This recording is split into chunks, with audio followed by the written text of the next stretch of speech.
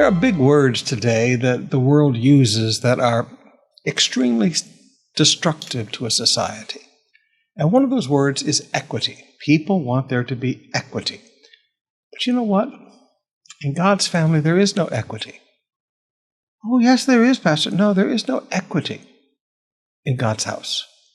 Everybody does not get exactly the same thing from God. It doesn't work that way.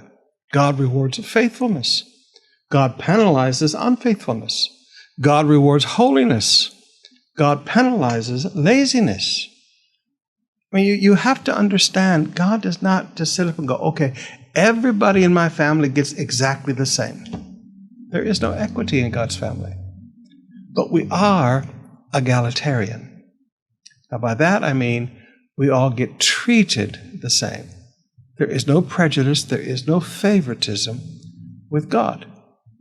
James chapter 2, beginning with verse 1. My dear brothers and sisters, how can you claim to have faith in our glorious Lord Jesus if you favor some people over others? For example, suppose someone comes into your meeting dressed in fancy clothes and expensive jewelry, and another comes in who is poor and dressed in dirty clothes. If you give special attention and a good seat to the rich person, but you say to the poor, you stand over here or sit on the floor, well, doesn't this discrimination show that your judgments are guided by evil motives? Now, brothers and sisters, we live in a world, in a Christian world, where James is forgotten. Paid concerts where if you give $20,000, you sit in front and get to meet the Christian worship leaders. If you don't have as much and you can only pay 500 pesos, you sit so far up in the bleachers you can't see anybody. If you're rich, you're given special seats in the church. If you're poor, you sit in the back. But it's not supposed to be that way in God's house.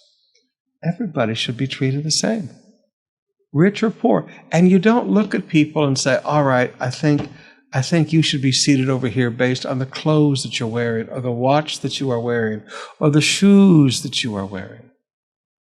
You see, when we start judging people on what they have and what they look like, now all of a sudden, we are guided by evil motives. That's what James says.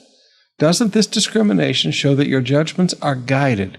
Your evaluations of people are guided by evil motives. You want to get some money from that person. Now, at some point, brothers and sisters, we had to understand, yes, there is no equity in God's family.